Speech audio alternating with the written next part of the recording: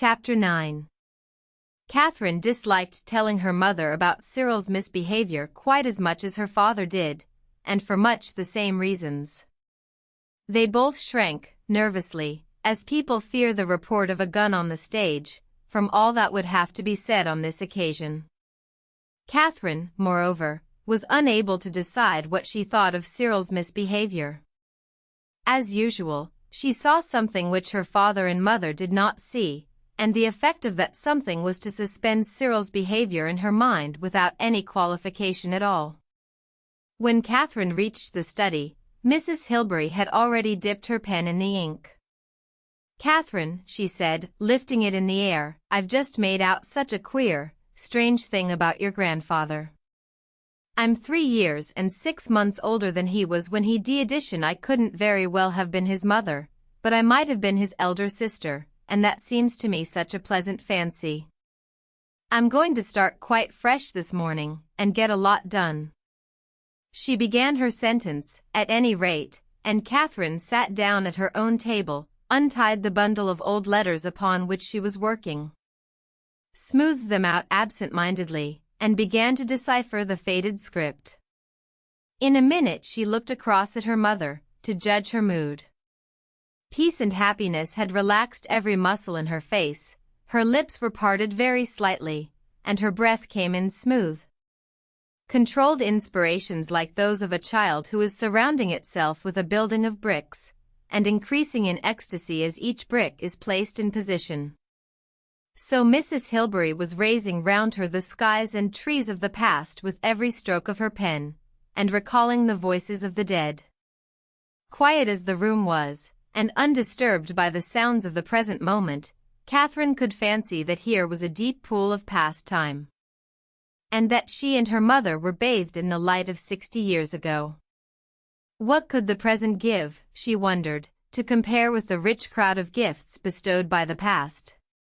Here was a Thursday morning in process of manufacture, each second was minted fresh by the clock upon the mantelpiece.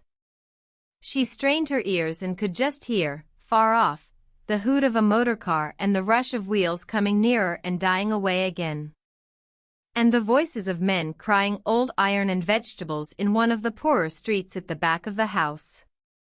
Rooms, of course, accumulate their suggestions, and any room in which one has been used to carry on any particular occupation gives off memories of moods, of ideas, of postures that have been seen in it, so that to attempt any different kind of work there is almost impossible.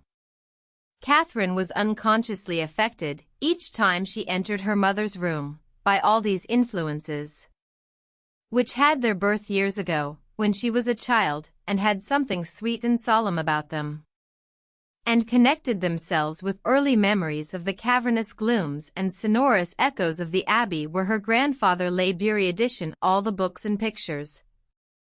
Even the chairs and tables had belonged to him, or had reference to him. Even the china dogs on the mantelpiece and the little shepherdesses with their sheep had been bought by him for a penny apiece from a man who used to stand with a tray of toys in Kensington High Street. As Catherine had often heard her mother tell. Often she had sat in this room, with her mind fixed so firmly on those vanished figures that she could almost see the muscles round their eyes and lips, and had given to each his own voice, with its tricks of accent, and his coat and his cravat.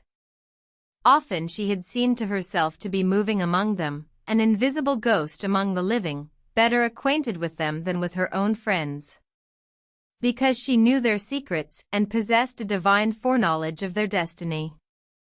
They had been so unhappy, such muddlers, so wrong-headed, it seemed to her. She could have told them what to do, and what not to do. It was a melancholy fact that they would pay no heed to her, and were bound to come to grief in their own antiquated way. Their behavior was often grotesquely irrational, their conventions monstrously absurd, and yet, as she brooded upon them, she felt so closely attached to them that it was useless to try to pass judgment upon them. She very nearly lost consciousness that she was a separate being, with a future of her own.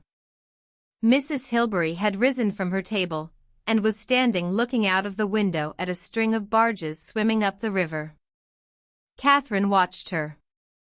Suddenly Mrs. Hilbery turned abruptly and exclaimed, "I really believe I'm bewitched. I only want 3 sentences, you see, something quite straightforward and commonplace, and I can't find 'em." She began to pace up and down the room, snatching up her duster, but she was too much annoyed to find any relief, as yet, in polishing the backs of books. "Besides," she said, giving the sheet she had written to Catherine, "I don't believe this'll do." "Did your grandfather ever visit the Hebrides, Catherine?" She looked in a strangely beseeching way at her daughter. My mind got running on the Hebrides, and I couldn't help writing a little description of them. Perhaps it would do at the beginning of a chapter. Chapters often begin quite differently from the way they go on, you know. Catherine read what her mother had written. She might have been a schoolmaster criticizing a child's essay. Her face gave Mrs. Hilbery, who watched it anxiously, no ground for hope. "It's very beautiful," she stated, "but, you see, Mother, we ought to go from point to point dash." "Oh, I know," Mrs. Hilbery exclaimed addition, "and that's just what I can't do. Things keep coming into my head. It isn't that I don't know everything and feel everything, who did know him if I didn't? But I can't put it down, you see. There's a kind of blind spot," she said, touching her forehead, "there. And when I can't sleep o' nights, I fancy I shall die without having done it." From exultation she had passed to the depths of depression which the imagination of her death heiress edition the depression communicated itself to Catherine. How impotent they were, fiddling about all day long with papers. And the clock was striking 11 and nothing done. She watched her mother, now rummaging in a great brass-bound box which stood by her table, but she did not go to her help. Of course, Catherine reflected, her mother had now lost some paper, and they would waste the rest of the morning looking for it. She cast her eyes down in irritation, and read again her mother's musical sentences about the silver gulls and the roots of little pink flowers washed by pellucid streams, and the blue mists of hyacinths, until she was struck by her mother's silence. She raised her eyes. Mrs. Hilbery had emptied a portfolio containing old photographs over her table, and was looking from one to another. "Surely, Catherine," she said, "the men were far handsomer in those days than they are now, in spite of their odious whiskers? Look at old John Graham, in his white waistcoat. Look at Uncle Harley. That's Peter the manservant, I suppose. Uncle John brought him back from India." Catherine looked at her mother, but did not stir or answer. She had suddenly become very angry, with a rage which their relationship made silent, and therefore doubly powerful and critical. She felt all the unfairness of the claim which her mother tacitly made to her time and sympathy, and what Mrs. Hilbery took.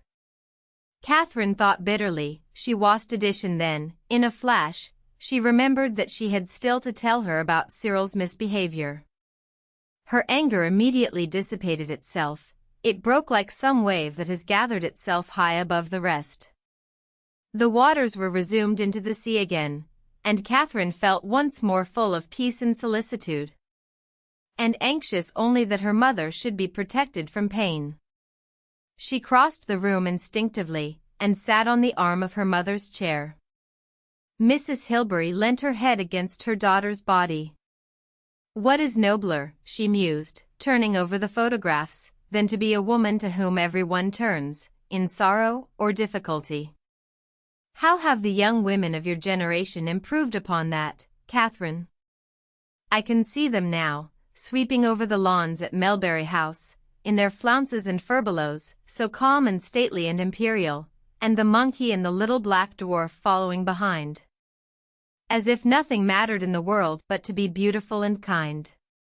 But they did more than we do, I sometimes think. They were, and that's better than doing. They seem to me like majestic ships, holding on their way, not shoving or pushing, not fretted by little things, as we are, but taking their way, like ships with white sails. Catherine tried to interrupt this discourse, but the opportunity did not come. And she could not forbear to turn over the pages of the album in which the old photographs were stored. The faces of these men and women shone forth wonderfully after the hubbub of living faces, and seemed, as her mother had said, to wear a marvelous dignity and calm, as if they had ruled their kingdoms justly and deserved great love. Some were of almost incredible beauty, others were ugly enough in a forcible way, but none were dull or bored or insignificant. The superb stiff folds of the crinolines suited the women, the cloaks and hats of the gentlemen seemed full of character. Once more Catherine felt the serene air all round her, and seemed far off to hear the solemn beating of the sea upon the shore. Mrs. Hilbery was rambling on, from story to story. "That's Janie Mannering," she said, pointing to a superb, white-haired dame, whose satin robes seemed strung with pearls. "I must have told you how she found her cook drunk under the kitchen table when the Empress was coming to dinner, and tucked up her velvet sleeves. She always dressed like an empress herself, cooked the whole meal, and appeared in the drawing-room as if she'd been sleeping on a bank of roses all day. She could do anything with her hands. They all could make a cottage or embroider a petticoat. And that's Queenie Calhoun," she went on, turning the pages, "who took her coffin out with her to Jamaica, packed with lovely shawls and bonnets, because you couldn't get coffins in Jamaica, and she had a horror of dying there, as she did, and being devoured by the white ants. And there's Sabine, the loveliest of them all. Ah, it was like a star rising when she came into the room. And that's Miriam, in her coachman's cloak, with all the little capes on, and she wore great top boots underneath. You young people may say you're unconventional, but you're nothing compared with her." Turning the page, she came upon the picture of a very masculine, handsome lady, whose head the photographer had adorned with an imperial crown. "Ah, you wretch!" Mrs. Hilbery exclaimed, "what a wicked old despot you were, in your day. How we all bowed down before you. Maggie," she used to say, "if it hadn't been for me, where would you be now?" And it was true, she brought them together, you know. She said to my father, "Marry her," and he did, and she said to poor little Clara, "Fall down and worship him," and she did, but she got up again, of course. What else could one expect? She was a mere child, 18 and half dead with fright, too. But that old tyrant never repented. She used to say that she had given them 3 perfect months, and no one had a right to more, and I sometimes think, Catherine, that's true, you know. It's more than most of us have, only we have to pretend, which was a thing neither of them could ever do. I fancy," Mrs. Hilbery mused, "that there was a kind of sincerity in those days between men and women which, with all your outspokenness, you haven't got." Catherine again tried to interrupt, but Mrs. Hilbery had been gathering impetus from her recollections, and was now in high spirits. "They must have been good friends at heart," she resumed, "because she used to sing his songs." "Ah, how did it go?" And Mrs. Hilbery, who had a very sweet voice, trolled out a famous lyric of her father's which had been set to an absurdly and charmingly sentimental air by some early Victorian composer. "It's the vitality of them," she concluded, striking her fist against the table. "That's what we haven't got. We're virtuous, we're earnest, we go to meetings, we pay the poor their wages, but we don't live as they live. As often as not. My father wasn't in bed 3 nights out of the 7, but always fresh as paint in the morning. I hear him now, come singing up the stairs to the nursery, and tossing the loaf for breakfast on his swordstick, and then off we went for a day's pleasuring. Richmond, Hampton Court, the Surrey Hills. Why shouldn't we go, Catherine? It's going to be a fine day." At this moment, just as Mrs. Hilbery was examining the weather from the window, there was a knock at the door. A slight, elderly lady came in, and was saluted by Catherine, with very evident dismay, as Aunt Celia. She was dismayed because she guessed why Aunt Celia had come. It was certainly in order to discuss the case of Cyril and the woman who was not his wife, and owing to her procrastination Mrs. Hilbery was quite unprepared. Who could be more unprepared? Here she was, suggesting that all three of them should go on a jaunt to Blackfriars to inspect the site of Shakespeare's theatre, for the weather was hardly settled enough for the country. To this proposal Mrs. Milvain listened with a patient smile, which indicated that for many years she had accepted such eccentricities in her sister-in-law with bland philosophy. Catherine took up her position at some distance, standing with her foot on the fender, as though by so doing she could get a better view of the matter. But, in spite of her aunt's presence, how unreal the whole question of Cyril and his morality appeared. The difficulty, it now seemed, was not to break the news gently to Mrs. Hilbery, but to make her understand it. How was one to lasso her mind, and tether it to this minute, unimportant spot? "I think Aunt Celia has come to talk about Cyril, Mother," she said rather brutally. "Aunt Celia has discovered that Cyril is married. He has a wife and children." "No, he is not married," Mrs. Milvain interposed, in low tones, addressing herself to Mrs. Hilbery. "He has 2 children, and another on the way." Mrs. Hilbery looked from one to the other in bewilderment. "We thought it better to wait until it was proved before we told you," Catherine added.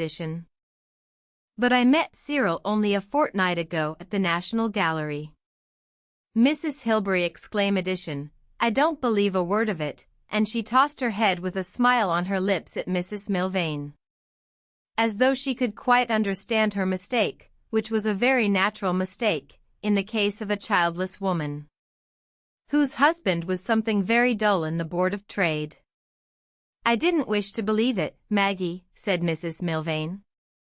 "For a long time I couldn't believe it. But now I've seen, and I have to believe it." "Catherine," Mrs. Hilbery demanded, "does your father know of this?" Catherine nodded. "Cyril married," Mrs. Hilbery repeated, "and never telling us a word, though we've had him in our house since he was a child. Noble William's son. I can't believe my ears." Feeling that the burden of proof was laid upon her, Mrs. Milvain now proceeded with her story. She was elderly and fragile, but her childlessness seemed always to impose these painful duties on her, and to revere the family, and to keep it in repair, had now become the chief object of her life. She told her story in a low, spasmodic, and somewhat broken voice. "I have suspected for some time that he was not happy. There were new lines on his face. So I went to his rooms, when I knew he was engaged at the Poor Men's College. He lectures there Roman law, you know, or it may be Greek. The landlady said Mr. Allardyce only slept there about once a fortnight now. He looked so ill, she said. She had seen him with a young person. I suspected something directly. I went to his room, and there was an envelope on the mantelpiece, and a letter with an address in Seaton Street, off the Kennington Road." Mrs. Hilbery fidgeted rather restlessly, and hummed fragments of her tune, as if to interrupt. "I went to Seaton Street," Aunt Celia continued firmly. "A very low place, lodging houses, you know, with canaries in the window. Number 7, just like all the others. I rang, I knocked, no one came. I went down the area. I am certain I saw someone inside children a cradle. But no reply, no reply." She sighed, and looked straight in front of her with a glazed expression in her half-veiled blue eyes. "I stood in the street," she resumed, "in case I could catch a sight of one of them. It seemed a very long time. There were rough men singing in the public house round the corner. At last the door opened, and someone it must have been the woman herself came right past me. There was only the pillar box between us.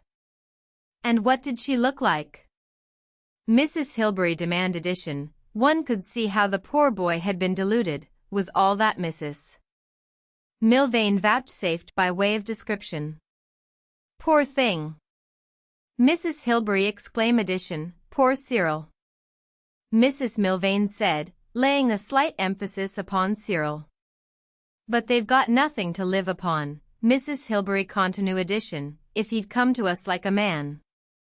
She went on, and said, I've been a fool, one would have pitied him, one would have tried to help him. There's nothing so disgraceful after all, but he's been going about all these years, pretending, letting one take it for granted, that he was single.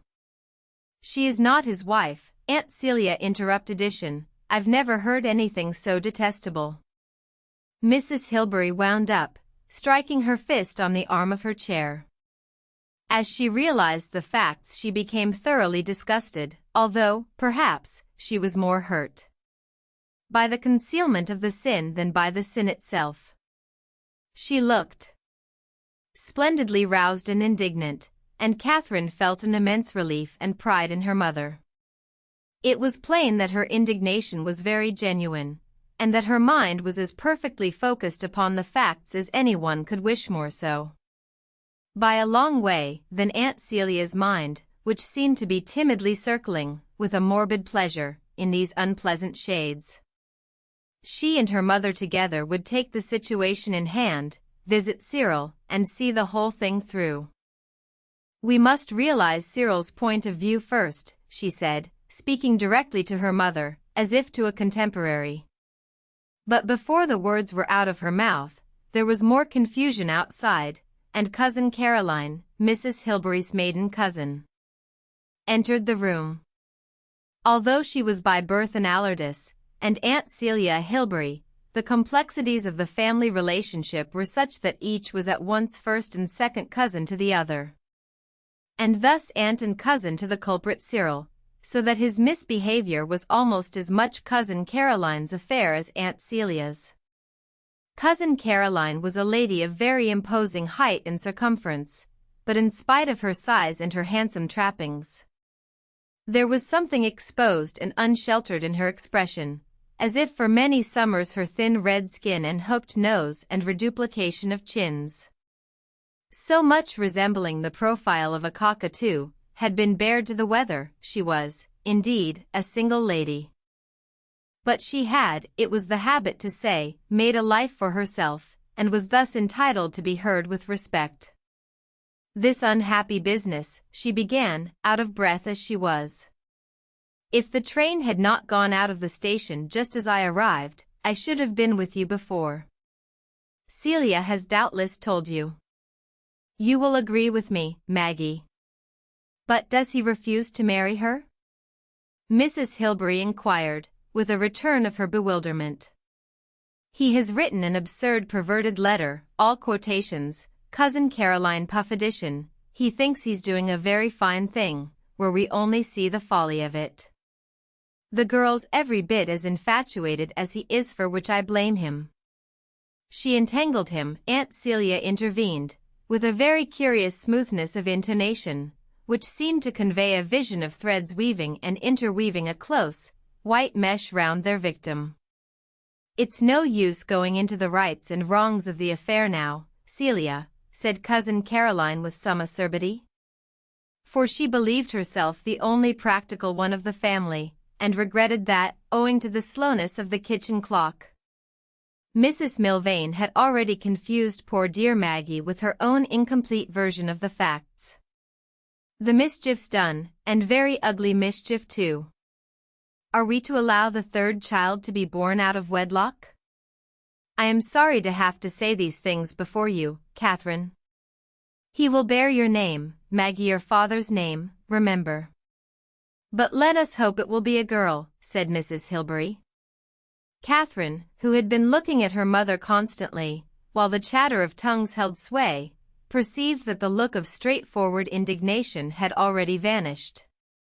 Her mother was evidently casting about in her mind for some method of escape, or bright spot, or sudden illumination which should show to the satisfaction of everybody that all had happened miraculously but incontestably, for the be established. It's detestable, quite detestable, she repeated, but in tones of no great assurance, and then her face lit up with a smile which, tentative at first, soon became almost a erudition. Nowadays, people don't think so badly of these things as they used to do, she began. It will be horribly uncomfortable for them sometimes, but if they are brave, clever children, as they will be, I dare say it'll make remarkable people of them in the end.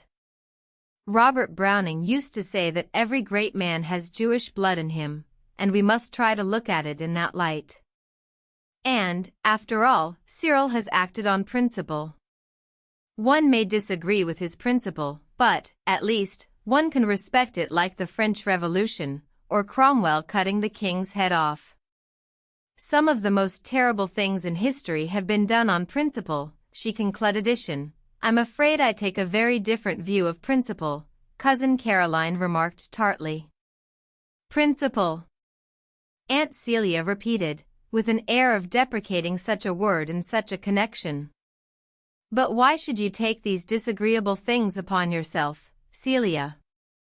Mrs. Hilbery interposed, and Cousin Caroline thereupon protested with some further plan involving sacrifice of herself. Growing weary of it all, Catherine turned to the window, and stood among the folds of the curtain, pressing close to the window-pane, and gazing disconsolately at the river, much in the attitude of a child depressed by the meaningless talk of its elders. She was much disappointed in her mother and in herself too. The little tug which she gave to the blind, letting it fly up to the top with a snap, signified her annoyance. She was very angry, and yet impotent to give expression to her anger, or know with whom she was angry. How they talked and moralized and made up stories to suit their own version of the becoming, and secretly praised their own devotion and tact. No, they had their dwelling in a mist, she decided, hundreds of miles away from what? Perhaps it would be better if I married William, she thought suddenly, and the thought appeared to loom through the mist like solid ground. She stood there, thinking of her own destiny, and the elder ladies talked on, until they had talked themselves into a decision to ask the young woman to luncheon, and tell her, very friendlily, how such behavior appeared to women like themselves, who knew the world. And then Mrs. Hilbery was struck by a better idea. Chapter 10. Messrs. Greatley and Hooper, the solicitors in whose firm Ralph Denham was clerk, had their office in Lincoln's Inn Fields, and their Ralph Denham appeared every morning very punctually at 10 o'clock. His punctuality, together with other qualities, marked him out among the clerks for success. And indeed it would have been safe to wager that in 10 years' time or so one would find him at the head of his profession, had it not been for a peculiarity which sometimes seemed to make everything about him uncertain and perilous. His sister Joan had already been disturbed by his love of gambling with his savings. Scrutinizing him constantly with the eye of affection, she had become aware of a curious perversity in his temperament which caused her much anxiety, and would have caused her still more if she had not recognized the germs of it in her own nature. She could fancy Ralph suddenly sacrificing his entire career for some fantastic imagination, some cause or idea, or even, so her fancy ran, for some woman seen from a railway train, hanging up clothes in a backyard. When he had found this beauty or this cause, no force, she knew, would avail to restrain him from pursuit of it. She suspected the East also, and always fidgeted herself when she saw him with a book of Indian travels in his hand, as though he were sucking contagion from the page. On the other hand, no common love affair, had there been such a thing, would have caused her a moment's uneasiness where Ralph was concerned. He was destined in her fancy for something splendid in the way of success or failure, she knew not which. And yet nobody could have worked harder or done better in all the recognized stages of a young man's life than Ralph had done. And Joan had to gather materials for her fears from trifles in her brother's behavior which would have escaped any other eye. It was natural that she should be anxious. Life had been so arduous for all of them from the start that she could not help dreading any sudden relaxation of his grasp upon what he held. Though, as she knew from inspection of her own life, such sudden impulse to let go and make away from the discipline and the drudgery was sometimes almost irresistible. But with Ralph, if he broke away, she knew that it would be only to put himself under harsher constraint. She figured him toiling through sandy deserts under a tropical sun to find the source of some river or the haunt of some fly. She figured him living by the labor of his hands in some city slum, the victim of one of those terrible theories of right and wrong which were current at the time. She figured him prisoner for life in the house of a woman who had seduced him by her misfortunes. Half proudly, and wholly anxiously, she framed such thoughts, as they sat, late at night, talking together over the gas stove in Ralph's bedroom. It is likely that Ralph would not have recognized his own dream of a future in the forecasts which disturbed his sister's peace of mind. Certainly, if any one of them had been put before him he would have rejected it with a laugh, as the sort of life that held no attractions for him. He could not have said how it was that he had put these absurd notions into his sister's head. Indeed, he prided himself upon being well broken into a life of hard work, about which he had no sort of illusions. His vision of his own future, unlike many such forecasts, could have been made public at any moment without a blush. He attributed to himself a strong brain, and conferred on himself a seat in the House of Commons at the age of 50. A moderate fortune, and, with luck, an unimportant office in a liberal government. There was nothing extravagant in a forecast of that kind, and certainly nothing dishonorable. Nevertheless, as his sister guessed, it needed all Ralph's strength of will, together with the pressure of circumstances, to keep his feet moving in the path which led that way. It needed, in particular, a constant repetition of a phrase to the effect that he shared the common fate, found it best of all, and wished for no other, and by repeating such phrases he acquired punctuality and habits of work, and could very plausibly demonstrate that to be a clerk in a solicitor's office was the best of all possible lives, and that other ambitions were vain. But, like all beliefs not genuinely held, this one depended very much upon the amount of acceptance it received from other people. And in private, when the pressure of public opinion was removed, Ralph let himself swing very rapidly away from his actual circumstances upon strange voyages which, indeed, he would have been ashamed to describe.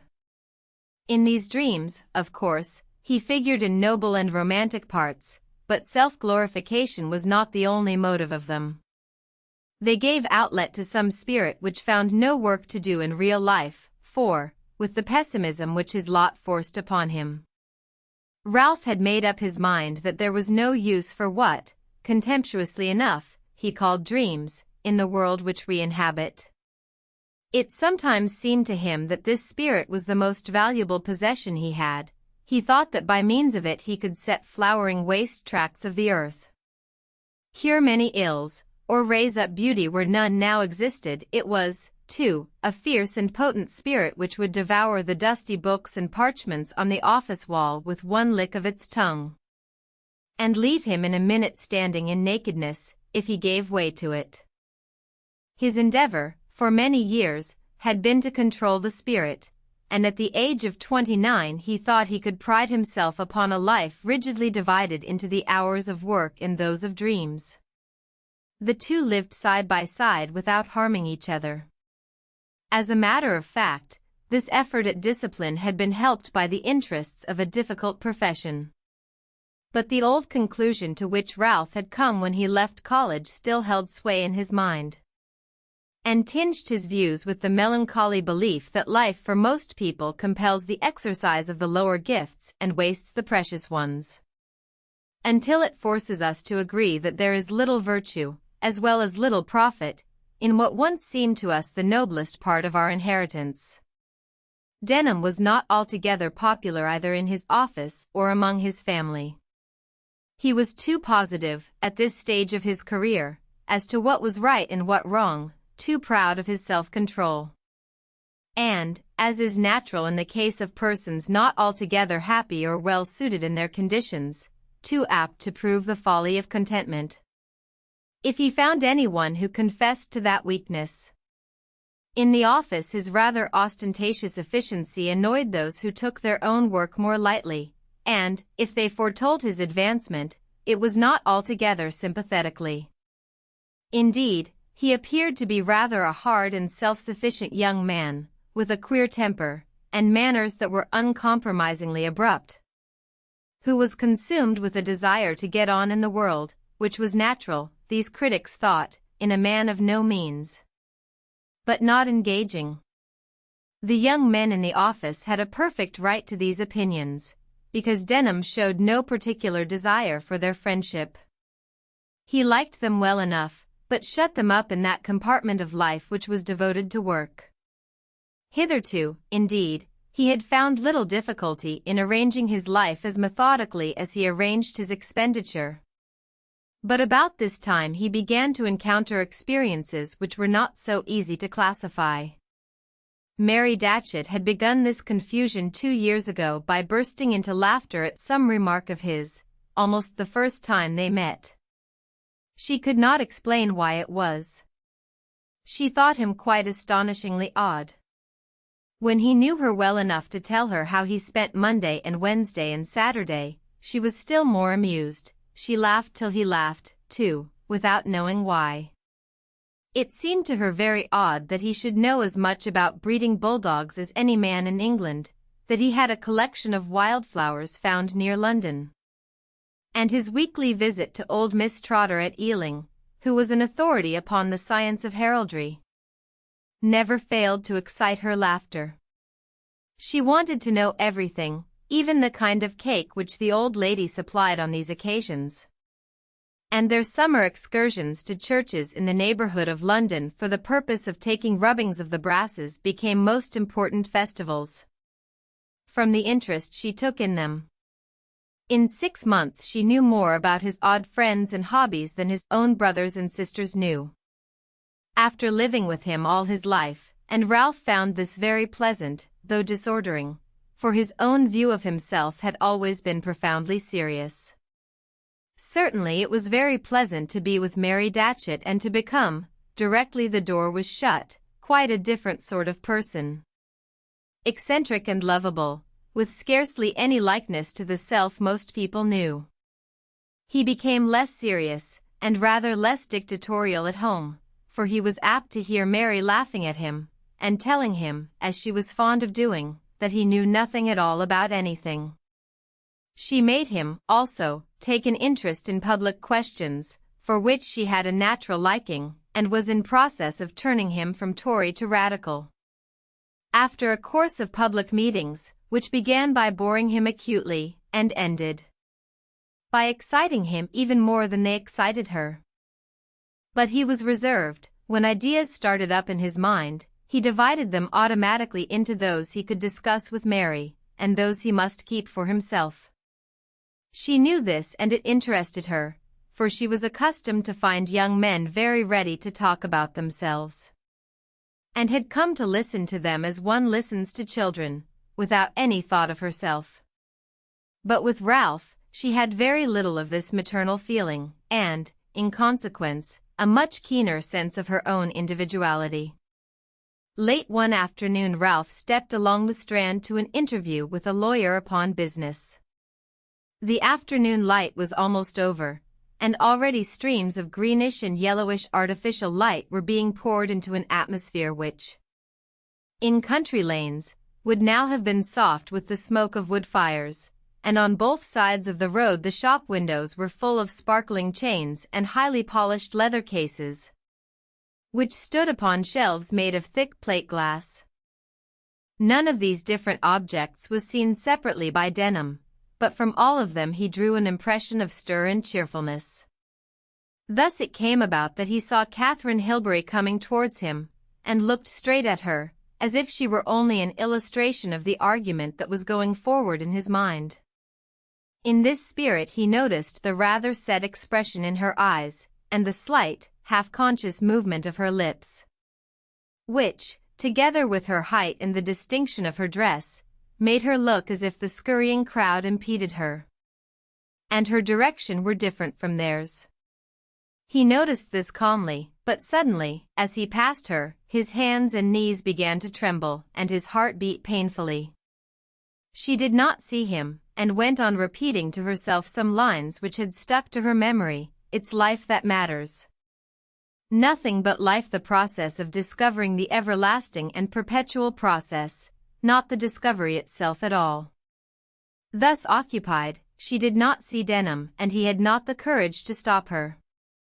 But immediately the whole scene in the Strand wore that curious look of order and purpose which is imparted to the most heterogeneous things when music sounds. And so pleasant was this impression that he was very glad that he had not stopped her, after all. It grew slowly fainter, but lasted until he stood outside the barrister's chambers. When his interview with the barrister was over, it was too late to go back to the office. His sight of Catherine had put him queerly out of tune for a domestic evening. Where should he go? To walk through the streets of London until he came to Catherine's house, to look up at the windows and fancy her within, seemed to him possible for a moment, and then he rejected the plan almost with a blush as, with a curious division of consciousness, one plucks a flower sentimentally and throws it away, with a blush, when it is actually Piccadilly. No. He would go and see Mary Datchet. By this time she would be back from her work. To see Ralph appear unexpectedly in her room threw Mary for a second off her balance. She had been cleaning knives in her little scullery, and when she had let him in she went back again, and turned on the cold water tap to its fullest volume, and then turned it off again. Now, she thought to herself, as she screwed it tight, I'm not going to let these silly ideas come into my head. Don't you think Mr. Asquith deserves to be hanged? She called back into the sitting room, and when she joined him, drying her hands, she began to tell him about the latest evasion on the part of the government with respect to the women's suffrage bill. Ralph did not want to talk about politics, but he could not help respecting Mary for taking such an interest in public questions. He looked at her as she leant forward, poking the fire, and expressing herself very clearly in phrases which bore distantly the taint of the platform. And he thought, how absurd Mary would think me if she knew that I almost made up my mind to walk all the way to Chelsea in order to look at Catherine's windows. She wouldn't understand it, but I like her very much as she is. For some time they discussed what the women had better do, and as Ralph became genuinely interested in the question, Mary unconsciously let her attention wander, and a great desire came over her to talk to Ralph about her own feelings. Or, at any rate, about something personal, so that she might see what he felt for her, but she resisted this wish. But she could not prevent him from feeling her lack of interest in what he was saying, and gradually they both became silent. One thought after another came up in Ralph's mind, but they were all, in some way, connected with Catherine, or with vague feelings of romance and adventure such as she in spur addition, but he could not talk to Mary about such thoughts. And he pitied her for knowing nothing of what he was feeling. Here, he thought, is where we differ from women, they have no sense of romance. Well, Mary, he said at length, why don't you say something amusing? His tone was certainly provoking, but, as a general rule, Mary was not easily provocation this evening. However, she replied rather sharply. Because I've got nothing amusing to say, I suppose. Ralph thought for a moment, and then remarked, You work too hard. I don't mean your health, he added, as she laughed scornfully, I mean that you seem to me to be getting wrapped up in your work. And is that a bad thing?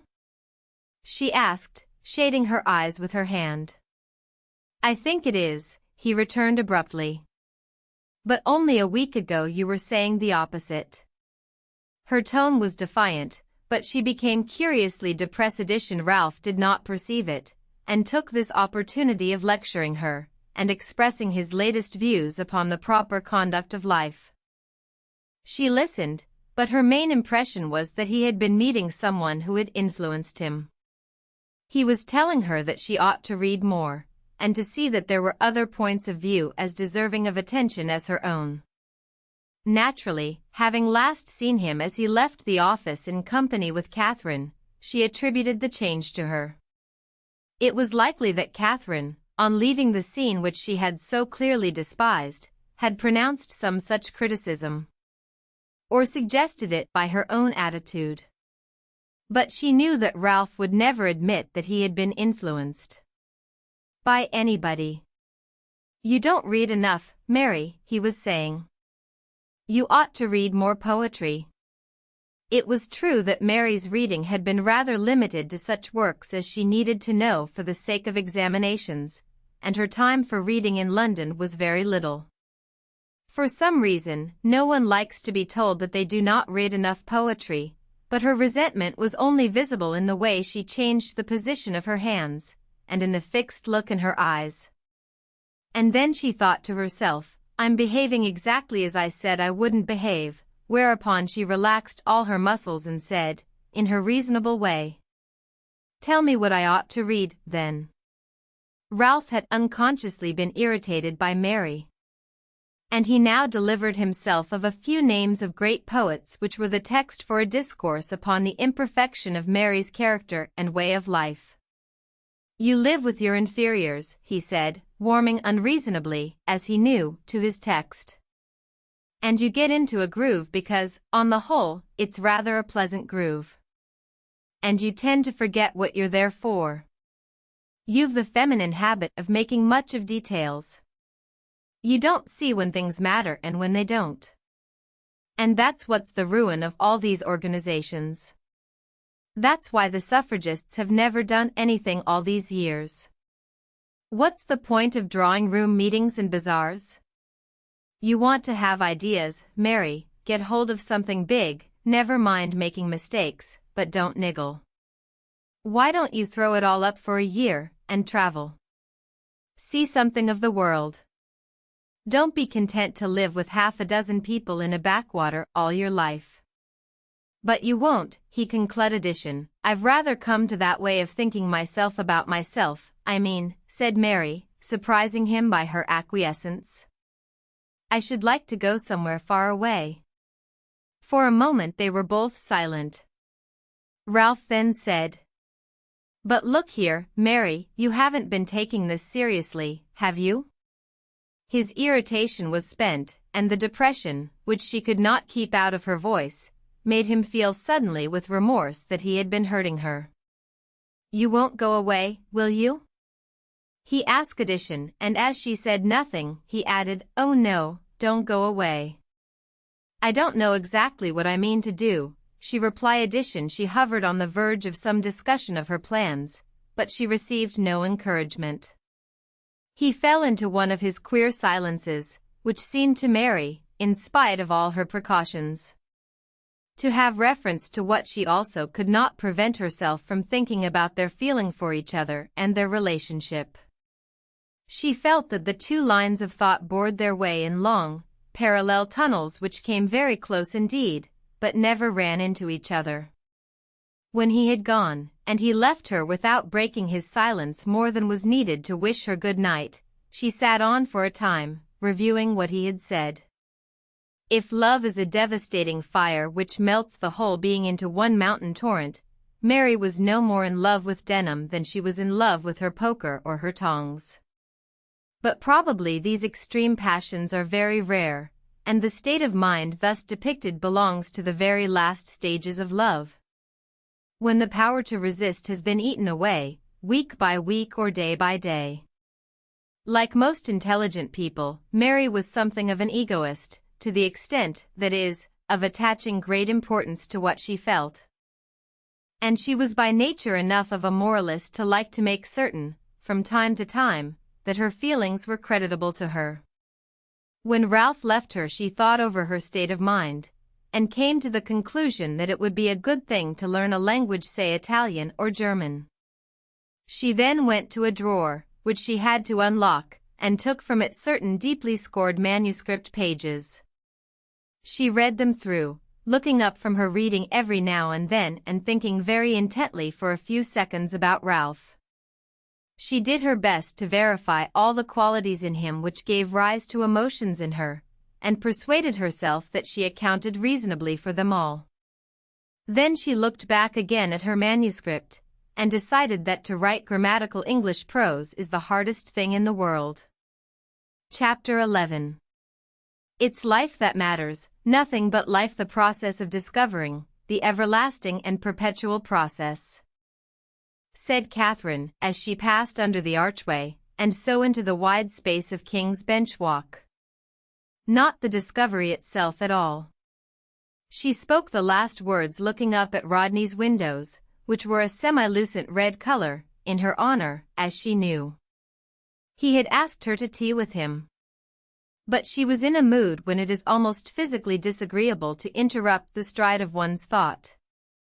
And she walked up and down 2 or 3 times under the trees before approaching his staircase. She liked getting hold of some book which neither her father or mother had read, and keeping it to herself, and gnawing its contents in privacy, and pondering the meaning without sharing her thoughts with anyone, or having to decide whether the book was a good one or a bad one. This evening she had twisted the words of Dostoevsky to suit her mood, a fatalistic mood, to proclaim that the process of discovery was life, and that, presumably, the nature of one's goal mattered not at all. She sat down for a moment upon one of the seats, felt herself carried along in the swirl of many things, decided, in her sudden way, that it was time to heave all this thinking overboard, and rose, leaving a fishmonger's basket on the seat behind her. 2 minutes later her rap sounded with authority upon Rodney's door. "Well, William," she said, "I'm afraid I'm late." It was true, but he was so glad to see her that he forgot his annoyance. He had been occupied for over an hour in making things ready for her, and he now had his reward in seeing her look right and left, as she slipped her cloak from her shoulders, with evident satisfaction, although she said nothing. He had seen that the fire burnt well, jam-pots were on the table, tin covers shone in the fender, and the shabby comfort of the room was extreme. He was dressed in his old crimson dressing gown, which was faded irregularly, and had bright new patches on it, like the paler grass which one finds on lifting a stone. He made the tea, and Catherine drew off her gloves, and crossed her legs with a gesture that was rather masculine in its ease.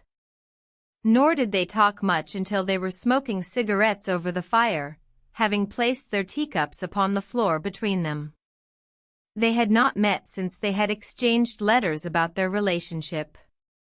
Catherine's answer to his protestation had been short and sensible. Half a sheet of notepaper contained the whole of it, for she merely had to say that she was not in love with him, and so could not marry him, but their friendship would continue, she hoped, Unchang edition. She had added a postscript in which she stated, "I like your sonnet very much." So far as William was concerned, this appearance of ease was Assam edition.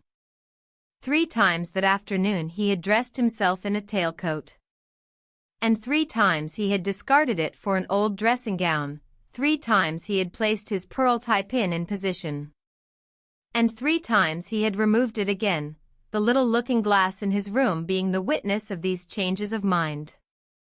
The question was, which would Catherine prefer on this particular afternoon in December?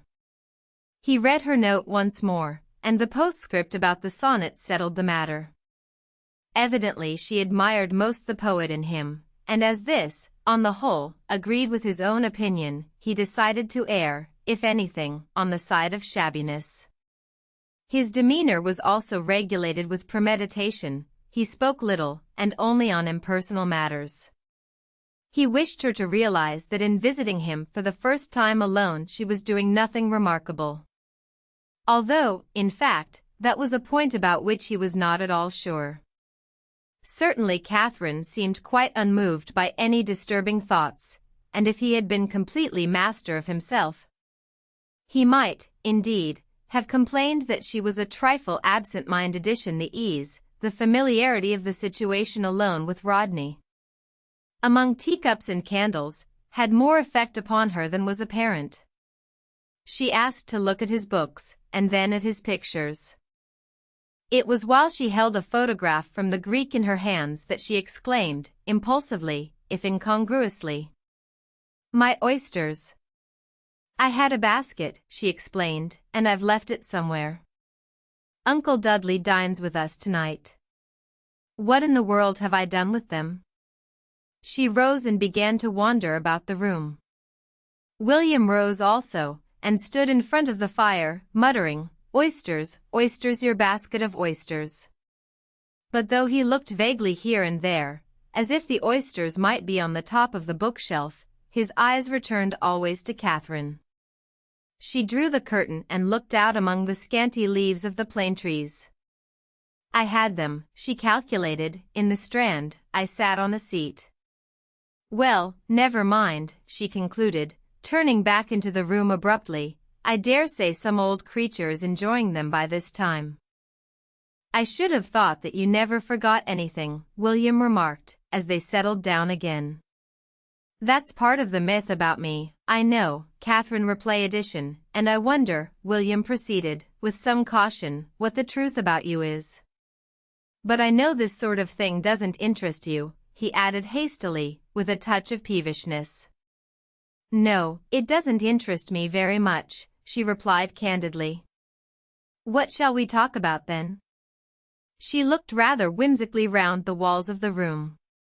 "However we start, we end by talking about the same thing, about poetry, I mean. I wonder if you realize, William, that I've never read even Shakespeare? It's rather wonderful how I've kept it up all these years." "You've kept it up for 10 years very beautifully, as far as I'm concerned," he said. 10 years? So long as that? "And I don't think it's always bored you," he added.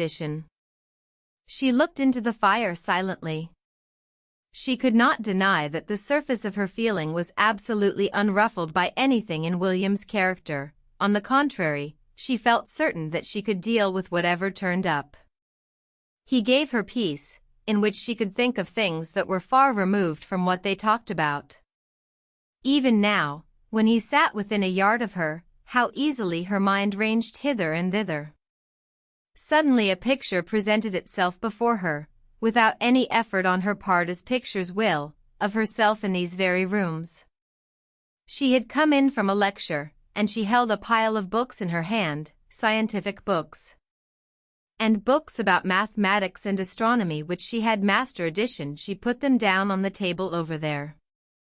It was a picture plucked from her life 2 or 3 years hence, when she was married to William, but here she checked herself abruptly. She could not entirely forget William's presence, because, in spite of his efforts to control himself, his nervousness was apparent.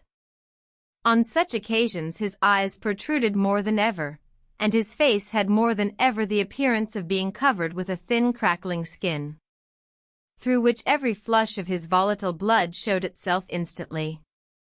By this time he had shaped so many sentences and rejected them, felt so many impulses and subdued them, that he was a uniform scarlet.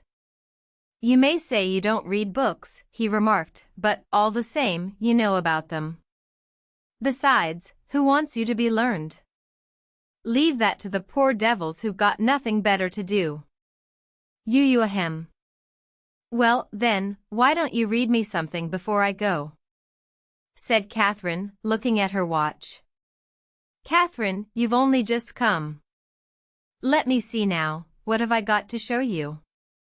He rose, and stirred about the papers on his table, as if in doubt. He then picked up a manuscript, and after spreading it smoothly upon his knee, he looked up at Catherine suspiciously.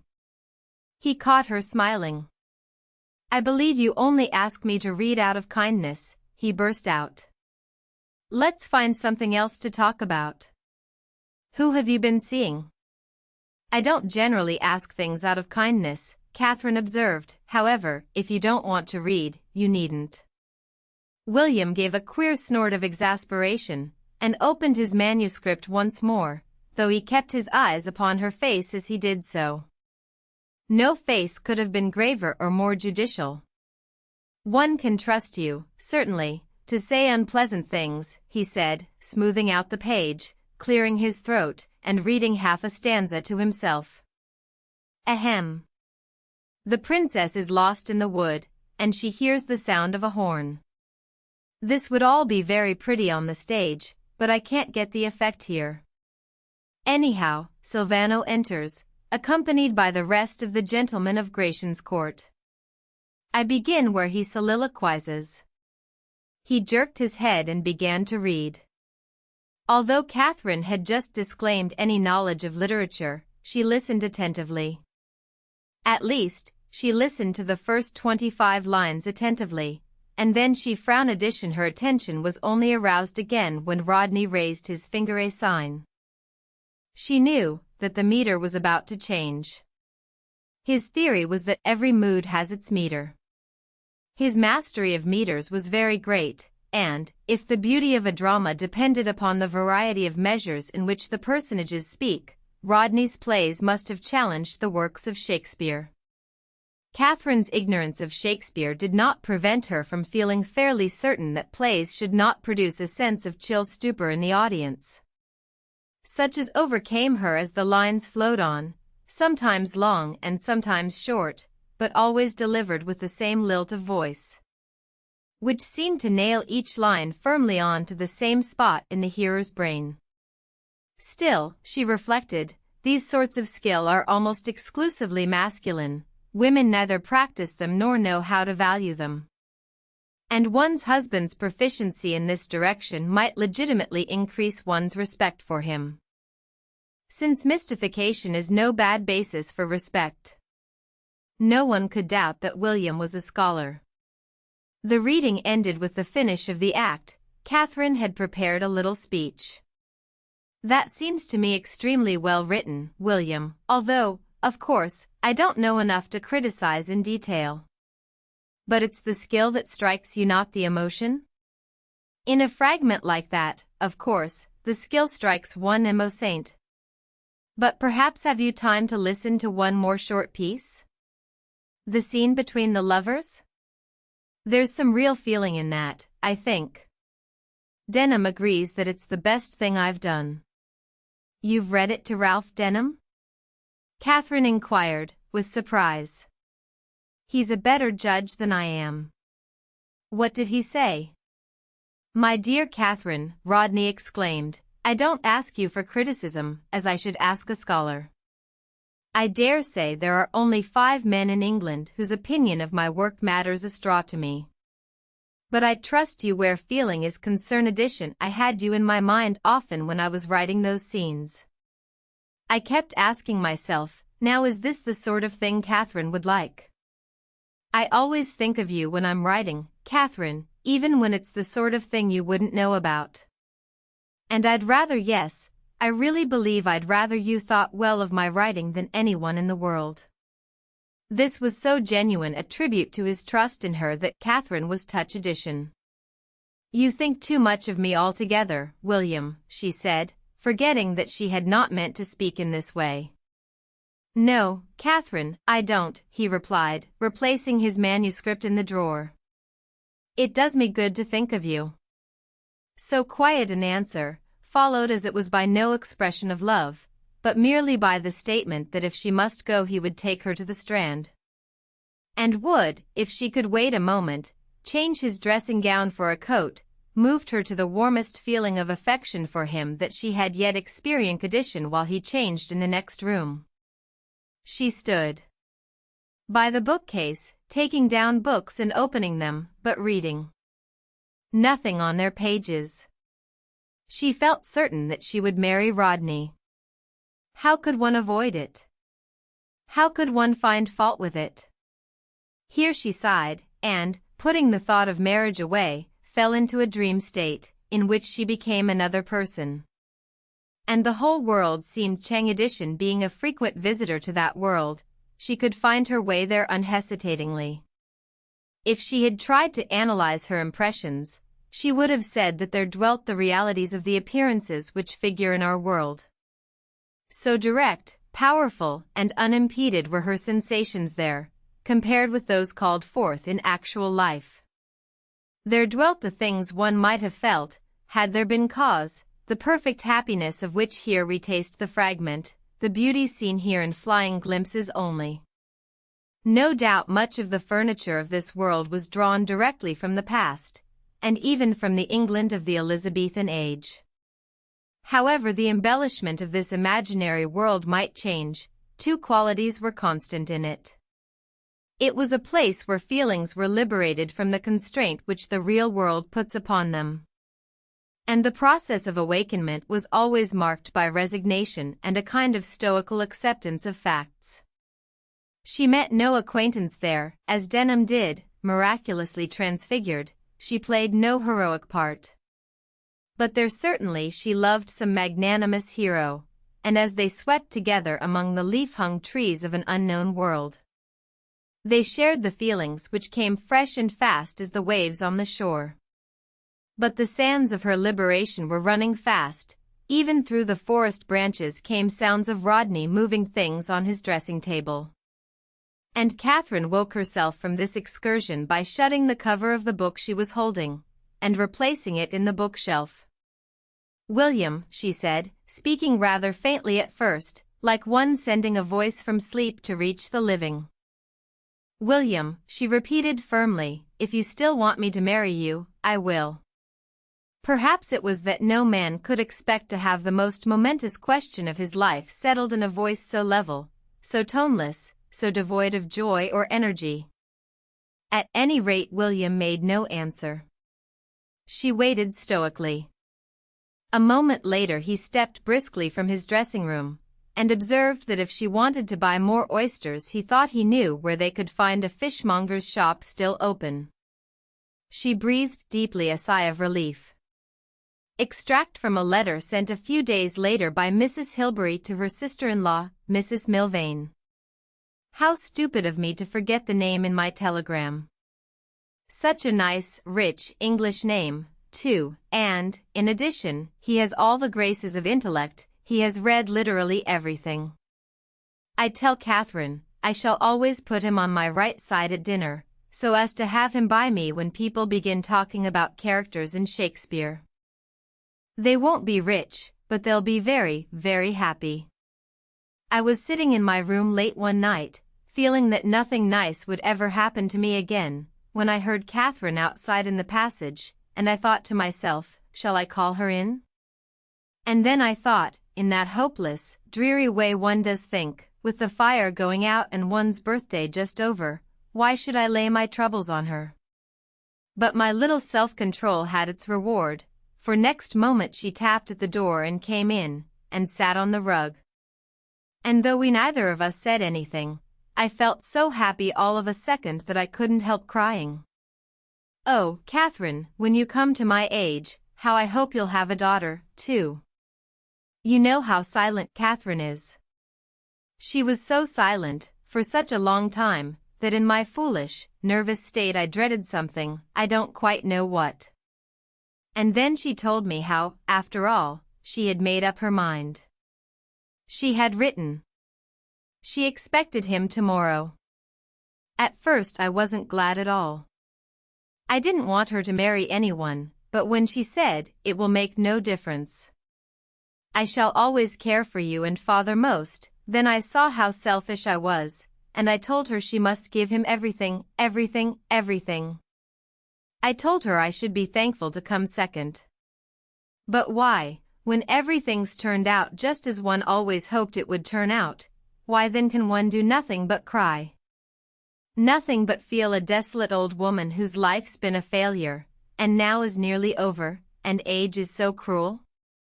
But Catherine said to me, "I am happy. I'm very happy." And then I thought, though it all seemed so desperately dismal at the time, Catherine had said she was happy. And I should have a son, and it would all turn out so much more wonderfully than I could possibly imagine. For though the sermons don't say so, I do believe the world is meant for us to be happy in. She told me that they would live quite near us, and see us every day, and she would go on with the life, and we should finish it as we had meant to. And, after all, it would be far more horrid if she didn't marry, or suppose she married someone we couldn't endure? Suppose she had fallen in love with someone who was married already? And though one never thinks anyone good enough for the people one's fond of, he has the kindest, truest instincts. I'm sure, and though he seems nervous and his manner is not commanding, I only think these things because it's Catherine. And now I've written this, it comes over me that, of course, all the time, Catherine has what he hasn't. She does command, she isn't nervous, it comes naturally to her to rule and control. It's time that she should give all this to someone who will need her when we aren't there, save in our spirits. For whatever people say, I'm sure I shall come back to this wonderful world where one's been so happy and so miserable. Where, even now, I seem to see myself stretching out my hands for another present from the great fairy tree whose boughs are still hung with enchanting toys. Though they are rarer now, perhaps, and between the branches one sees no longer the blue sky, but the stars and the tops of the mountains. One doesn't know any more, does one?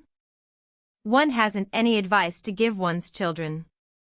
One can only hope that they will have the same vision and the same power to believe, without which life would be so meaningless.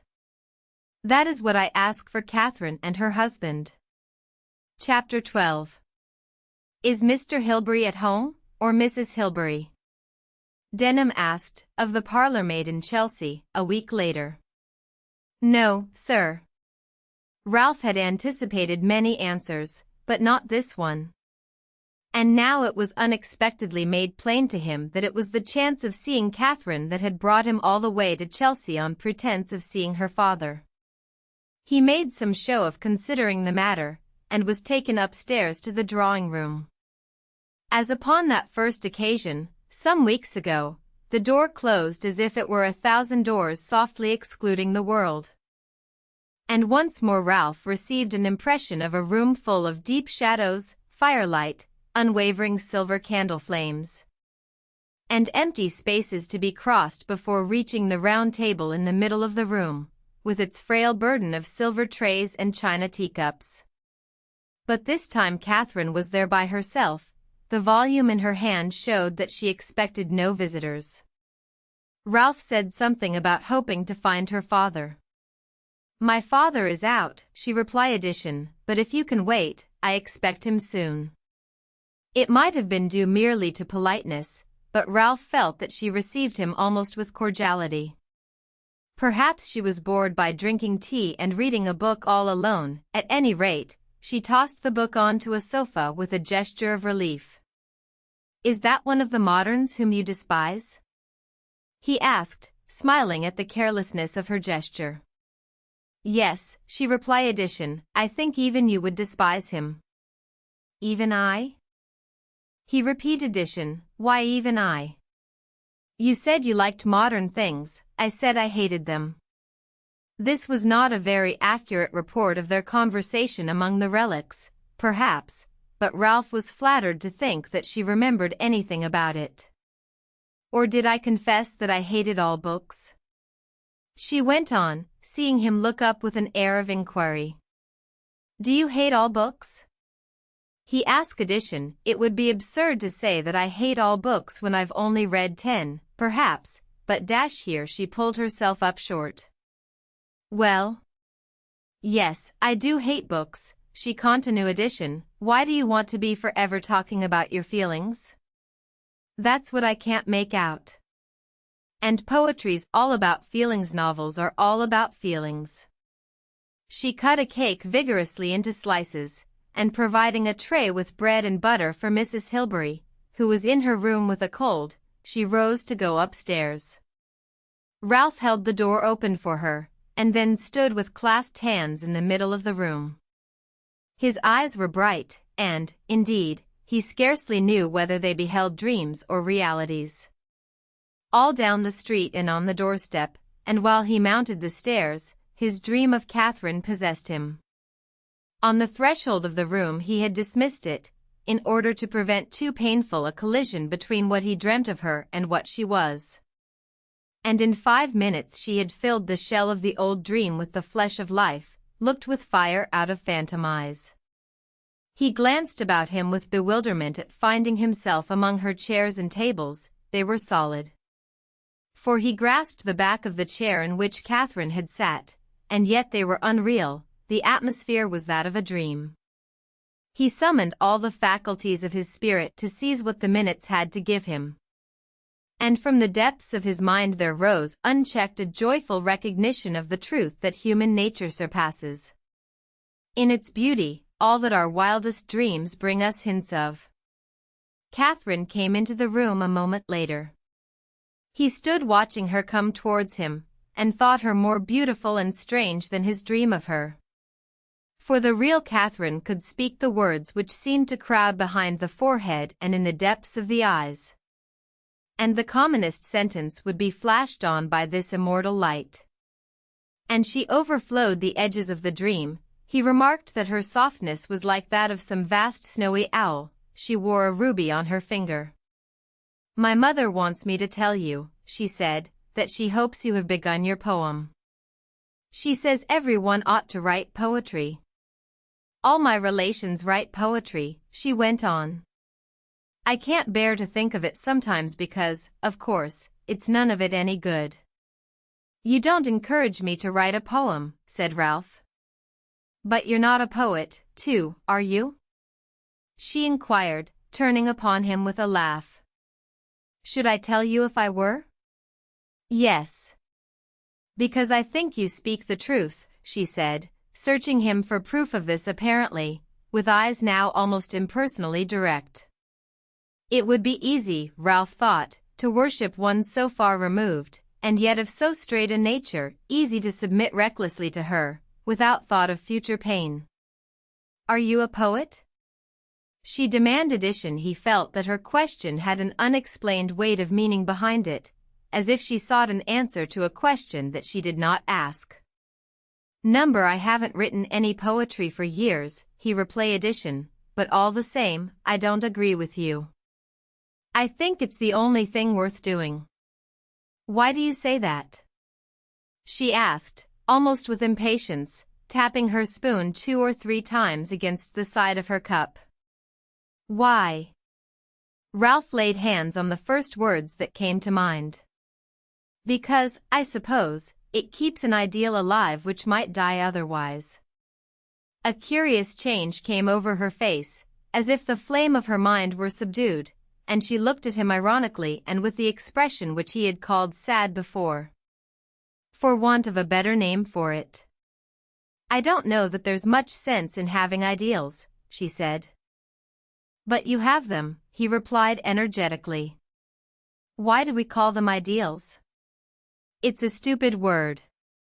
She followed his words with parted lips, as though to answer eagerly when he had done, but as he said, "Dreams, I mean," the door of the drawing-room swung open, and so remained for a perceptible instant. Far off, they heard the rustle of skirts. Then the owner of the skirts appeared in the doorway, which she almost filled, nearly concealing the figure of a very much smaller lady who accompanied her. "My aunts," Catherine murmured, under her breath. Her tone had a hint of tragedy in it, but no less, Ralph thought, than the situation required. She addressed the larger lady as Aunt Millicent. The smaller was Aunt Celia, Mrs. Milvain, who had lately undertaken the task of marrying Cyril to his wife. Both ladies, but Mrs. Cosham, Aunt Millicent, in particular, had that look of heightened, smoothed, incarnadined existence which is proper to elderly ladies paying calls in London about 5 o'clock in the afternoon. Portraits by Romney, seen through glass, have something of their pink, mellow look, their blooming softness, as of apricots hanging upon a red wall in the afternoon sun. Mrs. Cosham was so apparelled with hanging muffs, chains, and swinging draperies that it was impossible to detect the shape of a human being in the mass of brown and black which filled the armchair. Mrs. Milvain was a much slighter figure, but the same doubt as to the precise lines of her contour filled Ralph, as he regarded them, with dismal foreboding. What remark of his would ever reach these fabulous and fantastic characters? For there was something fantastically unreal in the curious swayings and noddings of Mrs. Cosham, as if her equipment included a large wire spring. Her voice had a high-pitched, cooing note, which prolonged words and cut them short until the English language seemed no longer fit for common purposes. In a moment of nervousness, so Ralph thought, Catherine had turned on innumerable electric lights. But Mrs. Cosham had gained impetus. Perhaps her swaying movements had that end in view, for sustained speech, and she now addressed Ralph deliberately and elaborately. "I come from Woking, Mr. Popham. You may well ask me, why Woking? And to that I answer, for perhaps the 100th time, because of the sunsets. We went there for the sunsets, but that was 25 years ago. Where are the sunsets now? Alas! There is no sunset now nearer than the South Sea. Saint." Her rich and romantic notes were accompanied by a wave of a long white hand, which, when waved, gave off a flash of diamonds, rubies, and emeralds. Ralph wondered whether she more resembled an elephant, with a jeweled headdress, or a superb cockatoo, balanced insecurely upon its perch, and pecking capriciously at a lump of sugar. "Where are the sunsets now?" She repeated. "Do you find sunsets now, Mr. Popham?" "I live at Highgate," he replied. "At Highgate?" "Yes, Highgate has its charms. Your Uncle John lived at Highgate." She jerked in the direction of Catherine. She sank her head upon her breast, as if for a moment's meditation, which passed, she looked up and observed, "I dare say there are very pretty lanes in Highgate. I can recollect walking with your mother, Catherine, through lanes blossoming with wild hawthorn." "But where is the hawthorn now? You remember that exquisite description in De Quincey, Mr. Popham? But I forget, you, in your generation, with all your activity and enlightenment, at which I can only marvel." Here she displayed both her beautiful white hands. "Do not read De Quincey. You have your Belloc, your Chesterton, your Bernard Shaw. Why should you read De Quincey?" "But I do read De Quincey," Ralph protested, "more than Belloc and Chesterton, anyhow." "Indeed!" exclaimed Mrs. Cosham, with a gesture of surprise and relief mingled. "You are, then, a rara avis in your generation. I am delighted to meet anyone who reads De Quincey." Here she hollowed her hand into a screen, and, leaning towards Catherine, inquired, in a very audible whisper, "Does your friend write?" "Mr. Denham," said Catherine, with more than her usual clearness and firmness, "writes for the Review. He is a lawyer." The clean-shaven lips, showing the expression of the mouth. "I recognize them at once. They used to come about so much in the old days," Mrs. Milvain interposed, the frail, silvery notes of her voice falling with the sweet tone of an old bell. "You say you live at Highgate," she continued. "I wonder whether you happen to know if there is an old house called Tempest Lodge still in existence, an old white house in a garden?" Ralph shook his head, and she sighed. "Ah, no, it must have been pulled down by this time, with all the other old houses. There were such pretty lanes in those days. That was how your uncle met your Aunt Emily, you know," she addressed Catherine. They walked home through the lanes. "A sprig of may in her bonnet," Mrs. Cosham ejaculated, reminiscently. "And next Sunday he had violets in his buttonhole." Catherine laughed. She looked at Ralph. His eyes were meditative, and she wondered what he found in this old gossip to make him ponder so contentedly. She felt, she hardly knew why, a curious pity for him. Uncle John, yes, poor John, you always called him. Why was that? She asked, to make them go on talking, which, indeed, they needed little invitation to do. That was what his father, old Sir Richard, always called him. Poor John, or the fool of the family, Mrs. Milvain hastened to inform them. The other boys were so brilliant, and he could never pass his examinations, so they sent him to India, a long voyage in those days, poor fellow. You had your own room, you know, and you did it up. But he will get his knighthood and a pension, I believe, she said, turning to Ralph, only it is not England. No, Mrs. Cosham confirmed her, it is not England. In those days we thought an Indian judgeship about equal to a county court judgeship at home. His honour a pretty title, but still, not at the top of the tree. And I fancy, Mrs. Milvain resumed, lowering her voice rather confidentially, that John would have done more if it hadn't been for his wife, your Aunt Emily. She was a very good woman, devoted to him, of course, but she was not ambitious for him, and if a wife isn't ambitious for her husband, especially in a profession like the law, clients soon get to know of it. In our young days, Mr. Denham, we used to say that we knew which of our friends would become judges, by looking at the girls they marry edition, and so it was, and so, I fancy, it always will be. I don't think, she added, summing up these scattered remarks, that any man is really happy unless he succeeds in his profession. Mrs. Cosham approved of this sentiment with more ponderous sagacity from her side of the tea-table.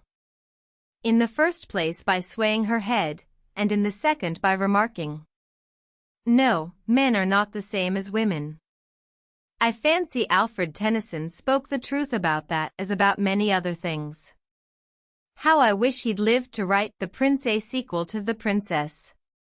I confess I'm almost tired of princesses. We want someone to show us what a good man can be. We have Laura and Beatrice, Antigone and Cordelia, but we have no heroic man. How do you, as a poet, account for that, Mr. Denham? I'm not a poet, said Ralph good-humoredly. I'm only a solicitor. But you write, too? Mrs. Cosham demanded, afraid lest she should be balked of her priceless discovery, a young man truly devoted to literature. In my spare time, Denham reassured her. In your spare time? Mrs. Cosham echo addition, that is a proof of devotion, in addition, she half closed her eyes, and indulged herself in a fascinating picture of a briefless barrister lodged in a garret, writing immortal novels by the light of a farthing dip. But the romance which fell upon the figures of great writers and illumined their pages was no false radiance in her case. She carried her pocket Shakespeare about with her, and met life fortified by the words of the poets. How far she saw Denham, and how far she confused him with some hero of fiction, it would be hard to say. Literature had taken possession even of her memories. She was matching him, presumably, with certain characters in the old novels, for she came out, after a pause, with Pendennis Warrington. I could never forgive Laura, she pronounced energetically, for not marrying George. In spite of everything. George Eliot did the very same thing, and Lewis was a little frog-faced man, with the manner of a dancing master. But Warrington, now, had everything in his favor, intellect, passion, romance, distinction, and the connection was a mere piece of undergraduate folly. Arthur, I confess, has always seemed to me a bit of a fop. I can't imagine how Laura married him. But you say you're a solicitor, Mr. Denham. Now there are one or two things I should like to ask you about Shakespeare. She drew out her small, worn volume with some difficulty, opened it, and shook it in the air. They say, nowadays, that Shakespeare was a lawyer. They say, that accounts for his knowledge of human nature. There's a fine example for you, Mr. Denham. Study your clients, young man, and the world will be the richer one of these days. I have no doubt. Tell me, how do we come out of it, now, better or worse than you expected? Thus called upon to sum up the worth of human nature in a few words, Ralph answered unhesitatingly. Worse, Mrs. Cosham, a good deal worse. And the ordinary woman? No, I don't like the ordinary woman either. Ah, dear me, I've no doubt that's very true, very true. Mrs. Cosham's addition, Swift would have agreed with you, anyhow. She looked at him, and thought that there were signs of distinct power in his brow. He would do well, she thought, to devote himself to satire. Charles Lavington, you remember, was a solicitor, Mrs. Milvain interposed. Rather resenting the waste of time involved in talking about fictitious people when you might be talking about real people. But you wouldn't remember him, Catherine. Mr. Lavington? Oh, yes, I do, said Catherine, waking from other thoughts with her little start. The summer we had a house near Tenby. I remember the field and the pond with the tadpoles, and making haystacks with Mr. Lavington. She is right. There was a pond with tadpoles, Mrs. Cosham corroborated addition. Millais made studies of it for Ophelia. And I remember the dog chained up in the yard, and the dead snakes hanging in the tool house. It was at Tenby that you were chased by the bull, Mrs. Milvain continued addition, but that you couldn't remember, though it's true you were a wonderful child. Such eyes she had, Mr. Denham. I used to say to her father, she's watching us, and summing us all up in her little mind. And they had a nurse in those days, she went on, telling her story with charming solemnity to Ralph, who was a good woman, but engaged to a sailor. When she ought to have been attending to the baby, her eyes were on the sea. And Mrs. Hilbery allowed this girl Susan, her name was, to have him to stay in the village. They abused her goodness, I'm sorry to say, and while they walked in the lanes, they stood the perambulator alone in a field where there was a bull. The animal became enraged by the red blanket in the perambulator, and heaven knows what might have happened if a gentleman had not been walking by in the nick of time, and rescued Catherine in his arms. I think the bull was only a cow, Aunt Celia, said Catherine. My darling, it was a great red Devonshire bull, and not long after it gored a man to death and had to be destroyed addition, and your mother forgave Susan, a thing I could never have done. Maggie's sympathies were entirely with Susan and the sailor, I am sure, said Mrs. Cosham, rather tartly. Yes, said Catherine, with a laugh, for she liked the rashness which irritated the rest of the family. My mother's bulls always turn into cows at the critical moment. Well, said Mrs. Milvain, I'm glad you have someone to protect you from bulls now. I can't imagine William protecting anyone from bulls, said Catherine. It happened that Mrs. Cosham had once more produced her pocket volume of Shakespeare, and was consulting Ralph upon an obscure passage in Measure for Measure. He did not at once seize the meaning of what Catherine and her aunt were saying. William, he supposed, referred to some small cousin, for he now saw Catherine as a child in a pinafore, but, nevertheless, he was so much distracted that his eye could hardly follow the words on the paper. A moment later he heard them speak distinctly of an engagement ring. I like rubies, he heard Catherine say. To be imprisoned in the viewless winds, and blown with restless violence round about the pendant world. Mrs. Cosham intoned, at the same instant, Rodney, fitted itself to William in Ralph's mind. He felt convinced that Catherine was engaged to Rodney. His first sensation was one of violent rage with her for having deceived him throughout the visit, fed him with pleasant old wives' tales, let him see her as a child playing in a meadow, shared her youth with him, while all the time she was a stranger entirely, and engaged to marry Rodney. But was it possible? Surely it was not possible. For in his eyes she was still a child. He paused so long over the book that Mrs. Cosham had time to look over his shoulder and ask her niece, And have you settled upon a house yet, Catherine? This convinced him of the truth of the monstrous idea.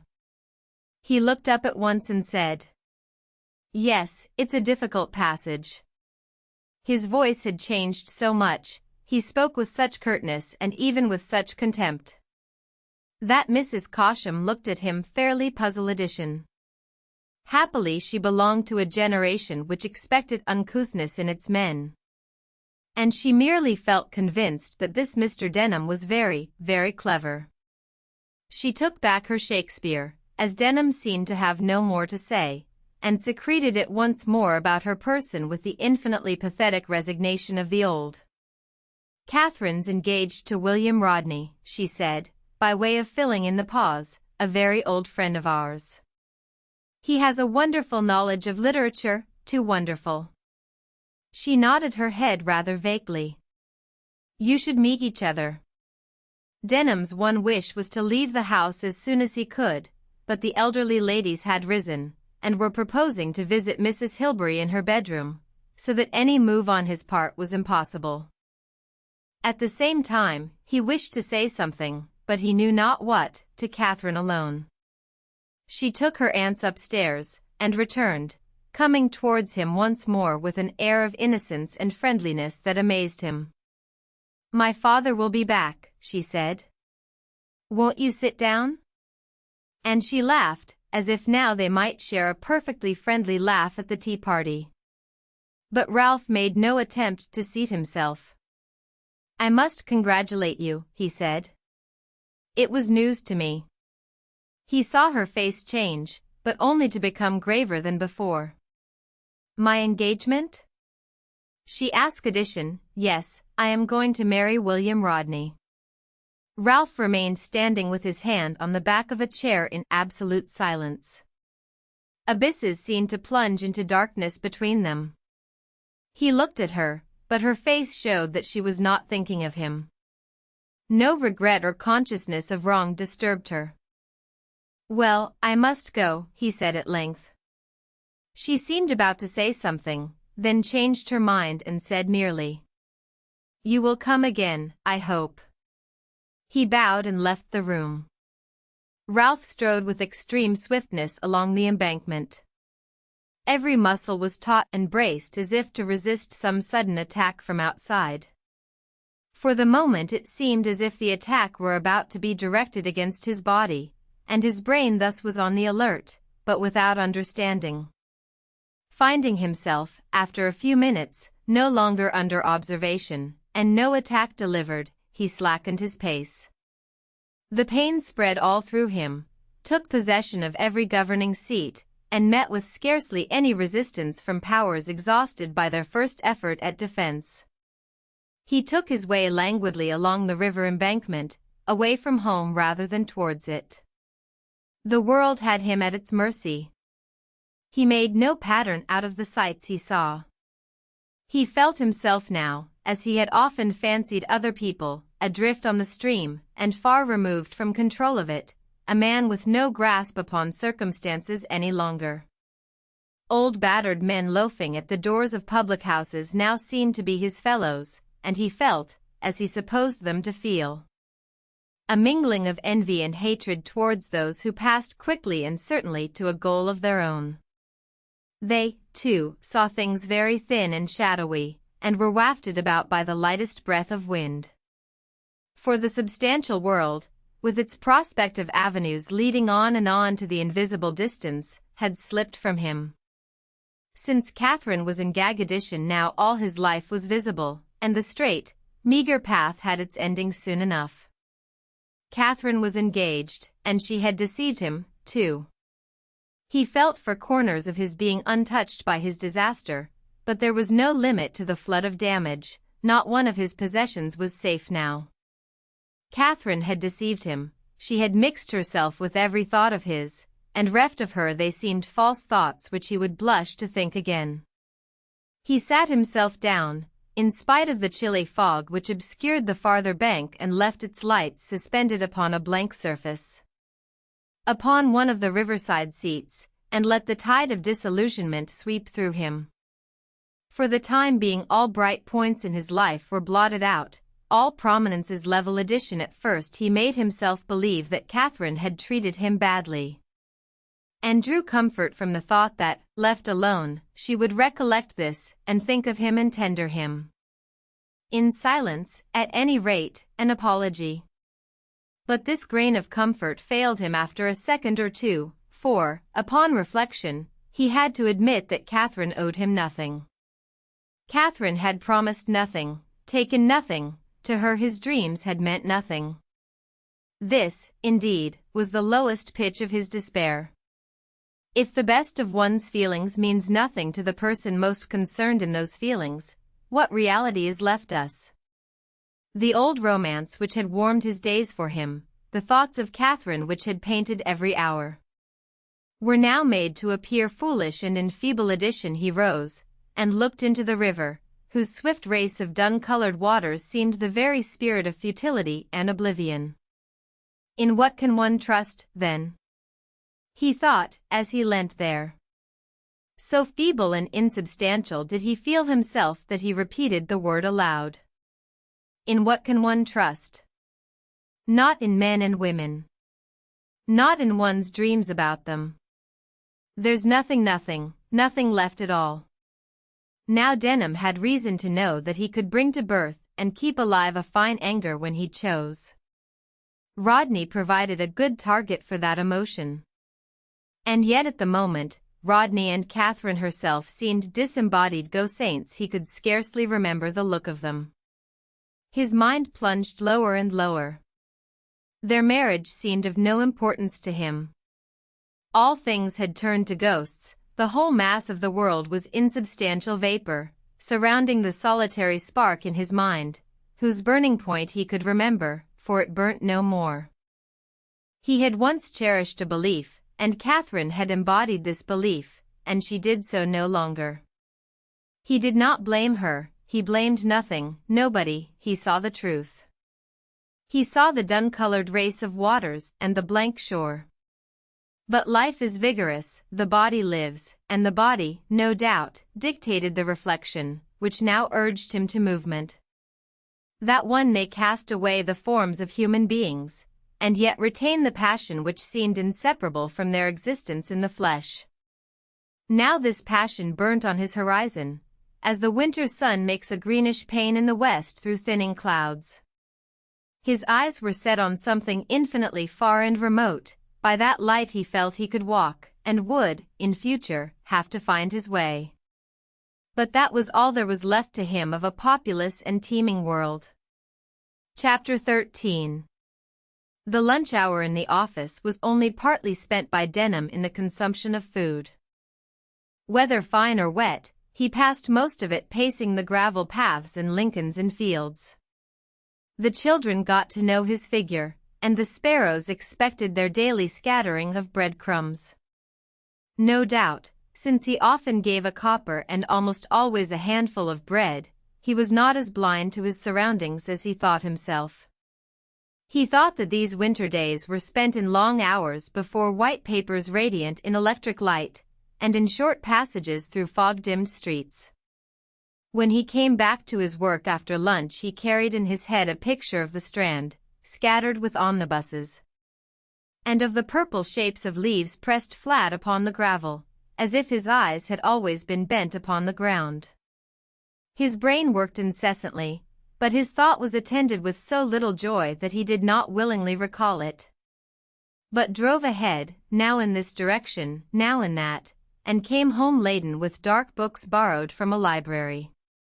Mary Datchet, coming from the Strand at lunchtime, saw him one day taking his turn, closely buttoned in an overcoat, and so lost in thought that he might have been sitting in his own room.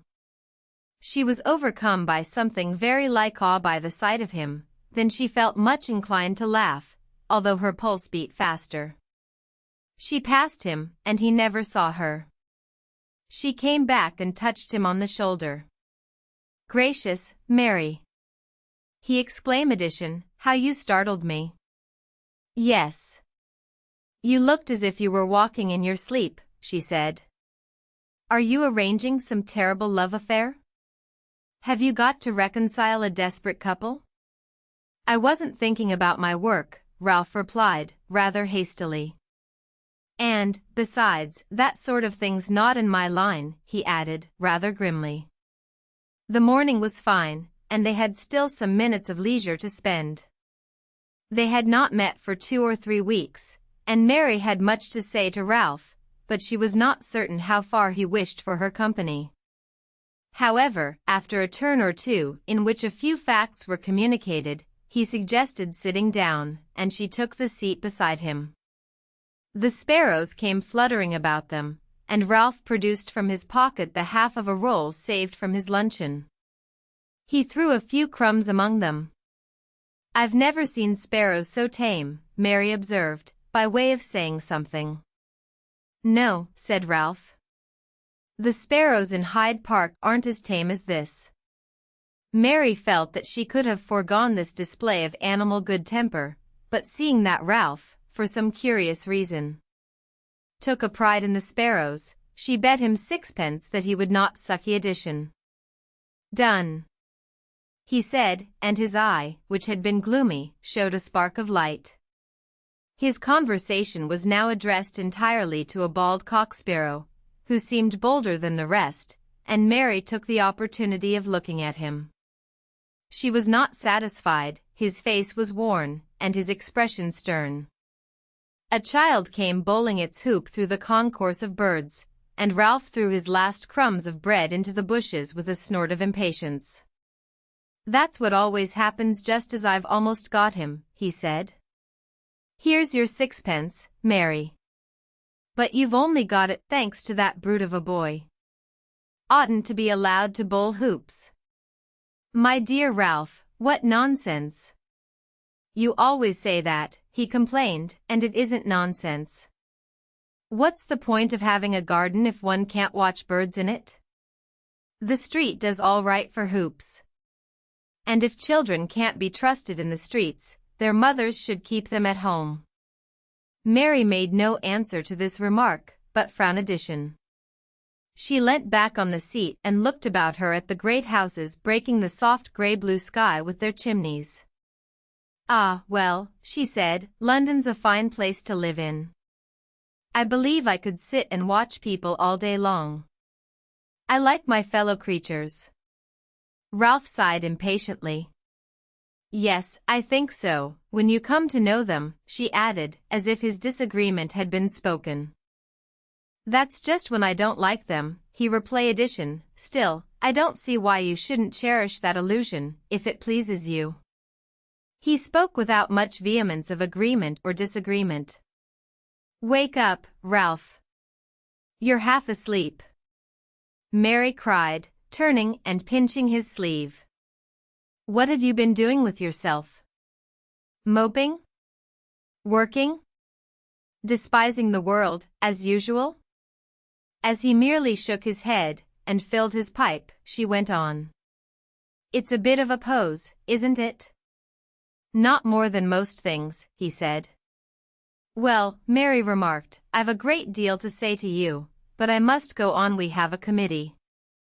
She rose, but hesitated, looking down upon him rather gravely. You don't look happy, Ralph, she said. Is it anything, or is it nothing? He did not immediately answer her, but rose, too, and walked with her towards the gate. As usual, he did not speak to her without considering whether what he was about to say was the sort of thing that he could say to her. I've been bothered, he said at length. Partly by work, and partly by family troubles. Charles has been behaving like a fool. Well, there's something to be said for that, said Mary, and they passed the gate, and walked slowly round the fields again, discussing difficulties which, as a matter of fact, were more or less chronic in the Denham family, and only now brought forward to appease Mary's sympathy, which, however, soothed Ralph more than he was aware of. She made him at least dwell upon problems which were real in the sense that they were capable of solution.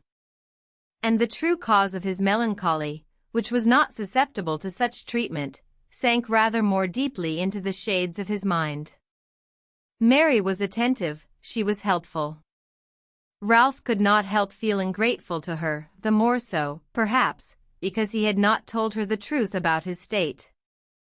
And when they reached the gate again he wished to make some affectionate objection to her leaving him.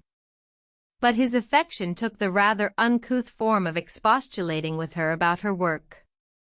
"What do you want to sit on a committee for?" he asked. "Addition, it's waste of your time, Mary." "I agree with you that a country walk would benefit the world more," she said. "Look here," she added suddenly, "why don't you come to us at Christmas? It's almost the best time of year." "Come to you at Disham?" Ralph repeated. "Addition, yes. We won't interfere with you." "But you can tell me later," she said, rather hastily, and then started off in the direction of Russell Square. "If I can't face a walk in a field alone with Ralph," she reasoned, "I'd better buy a cat and live in a lodging at Ealing, like Sally Seal, and he won't come." Or did he mean that he would come? She shook her head. She really did not know what he had meant. She never felt quite certain, but now she was more than usually baffled. Addition. Was he concealing something from her? His manner had been odd, his deep absorption had impressed her, there was something in him that she had not fathomed. And the mystery of his nature laid more of a spell upon her than she liked. Addition. Moreover, she could not prevent herself from doing now what she had often blamed others of her sex for doing, from endowing her friend with a kind of heavenly fire, and passing her life before it for his sanction. Under this process, the committee rather dwindled in importance, the suffrage shrank, she vowed she would work harder at the Italian language, she thought she would take up the study of birds. But this program for a perfect life threatened to become so absurd that she very soon caught herself out in the evil habit, and was rehearsing her speech to the committee by the time the chestnut-colored bricks of Russell Square came in sight. Indeed, she never noticed them.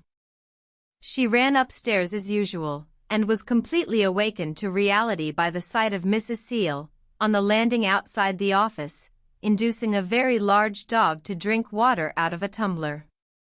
"Miss Markham has already arrived," Mrs. Seal remarked, with due solemnity, "and this is her dog."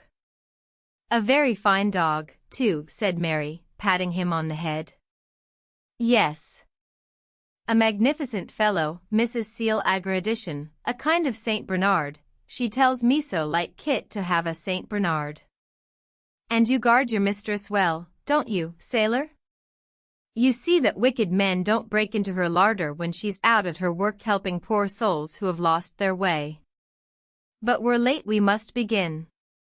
And scattering the rest of the water indiscriminately over the floor, she hurried Mary into the committee room.